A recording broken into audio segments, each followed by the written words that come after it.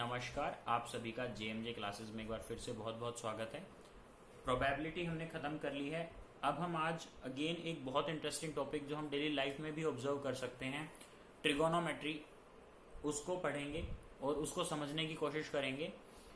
Trigonometry जो है वो खुद तीन शब्द हैं ग्रीक, उनसे मिलके बना है। ट्राई, ट्राई मीन्स तीन, gon, gon means sides and metron means mayor. तो तीन साइड्स, उनके मेजरमेंट, इन सब चीज़ों को लेके जो पढ़ाई हम करेंगे वो किसके अंदर आएगी? ट्रिगोनोमेट्री के अंदर आएगी। Basically it is the study of the relationship between the sides and the angles of a triangle. Triangle है, उसमें तीन साइड्स हैं हमारे पास और हमें उसके एंगल्स के साथ हम इसको स्टडी करने की कोशिश करेंगे। राइट एंगल ट्रायंगल हमारे यहाँ पे बनेगी और हम बड़े सिंपल से फॉर्मूलाज लगाएंगे, रेशोज निकालेंगे और हमें बहुत आराम से किसी भी चीज़ की हाइट, डिस्टेंस हमें मिल सकता है। डेली लाइफ में भी फॉर एग्जांपल आप कुतुब मीनार के सामने खड़े हो और आपको है कि यार कुतुब मीनार की हाइट कितनी है, मेरे को इसको नापना है। So you can use the formula of trigonometries. आप ट्रिग्नोमेट्री के कॉन्सेप्ट को यूज करके कुतुब मीनार की हाइट के बारे में पता लगा सकते हैं। अगर एक एयर बलून आपसे ऊपर उड़ रहा है और आपको पता लगाना है कि ये एयर बलून कितना ऊपर उड़ रहा है, तो आप इस चीज़ का भी आप पता लगा सकते हैं। बड़े सिंपल से रेशोज हैं उनके साथ और बहुत मज़ेदार रेशो हैं। ट्रिग्नोमेट्री का जो अर्लीस्ट नॉन वर्क है हमारे पास वो इजिप्ट और बेबीलोन में रिकॉर्डेड है। जनरली जो एस्ट्रोनॉमर्स हैं हमारे, वो स्टार्स, प्लैनेट्स, इनके अर्थ से डिस्टेंस को निकालने के लिए ट्रिग्नोमेट्री को और ट्रिग्नोमेट्रिकल रेशोज को यूज करते थे। ठीक है, कैसे, थोड़ा सा हम एक बार एक आइडिया लेते हैं कि कैसे ये हो सकता है, किस तरह से ट्रिग्नोमेट्री यूज हो सकती है। फॉर एग्जांपल मान लेते हैं कि ये कुतुब मीनार की बिल्डिंग है हमारे पास। ठीक है, आप यहाँ पे खड़े हुए हो, ये कुतुब मीनार की बिल्डिंग है, आप यहाँ पे खड़े हो, आपको पता लगाना है कि कुतुब मीनार की हाइट क्या है। तो हम अगर एक इसको जनरली देखें तो एक 90 डिग्री का एक एंगल बनाएगा ये आपके खड़े होने सरफेस की वजह से। कुतुब मीनार एंड दिस, ये एक राइट एंगल्ड ट्रायंगल बन जाएगी।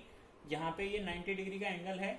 ठीक है, दो हमारे पास ये एक्यूट एंगल्स होंगे। एक्यूट एंगल्स क्या होते हैं? जनरली हम एंगल्स के दौरान इनको पढ़ेंगे, वैसे मैं आपको बता देता हूं। जो आपके 90 डिग्री से छोटे एंगल होते हैं, those angles are known as acute angles. ठीक है, तो यहाँ पे हम इसको मान लेते हैं थीटा, इसको मान लेते हैं हम फाई, एक थीटा मान लेते हैं हम, एक फाई मान लेते हैं। इसके अंदर हमारे पास रेशोज होंगे। इसको याद करने के लिए बड़ा एक छोटा सा हम इसको याद कर सकते हैं। पंडित बद्री प्रसाद हर हर बोले, सोना चांदी तोले। ये सिर्फ रेशोज को याद करने के लिए। आप देखो, सोना चांदी तोले, तो सोना साइन, ठीक है, हम थीटा की बात करें तो साइन थीटा। साइन थीटा क्या हो जाएगा आपका? Perpendicular over hypotenuse, perpendicular over hypotenuse. इसी तरह कॉस थीटा हमारा क्या हो जाएगा?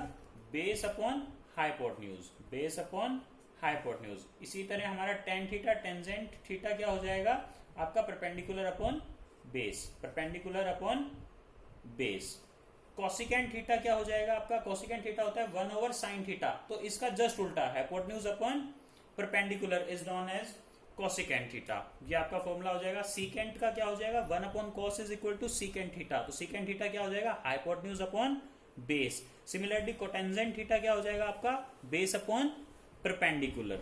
ठीक है, अब इसमें तीन टर्म्स हैं, परपेंडिकुलर, बेस एंड हाइपोटेन्यूज। बड़ी छोटी सी टर्म है ये देखने को, लेकिन इसमें एक बड़ा इंपॉर्टेंट पॉइंट है कि हम बेस किसे लेंगे। हाइपोटेन्यूज हमें पता है 90 डिग्री का जो एंगल है उसके ऑपोजिट जो साइड होती है that will be known as the hypotenuse.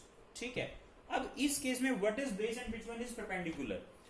तो इट ऑल डिपेंड्स अपॉन कि हम किस एंगल के बारे में बात कर रहे हैं। ऐसा नहीं है कि ये इसका बेस हो गया तो दिस विल बी बेस, नहीं, ऐसा नहीं है बिल्कुल भी।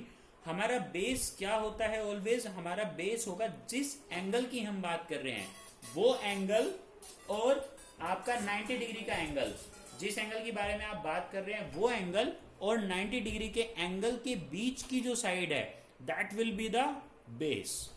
ओके, ये बहुत इंपॉर्टेंट है। अगर हमने बेस को फाइंड करने में गलती कर दी तो हमारा ट्रिग्नोमेट्रिकल रेशियो गलत आएगा, रेशियो गलत आएगा तो हमारा जो आंसर है वो भी गलत आएगा। तो यहाँ पे अगर मैं बात करता हूं कि what will be sine theta, what will be sine theta, और हम इसको नाम देते हैं ABC।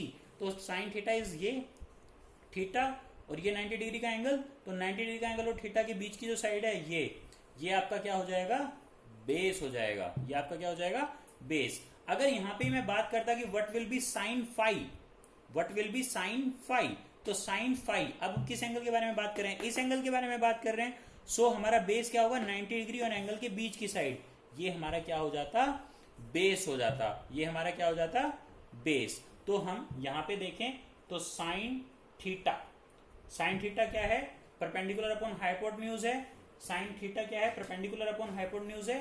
तो परपेंडिकुलर थीटा के केस में ये बेस है, ये हाइपोटेन्यूज है, तो क्या बच गया ये, तो perpendicular is A B upon hypotenuse, hypotenuse is A C.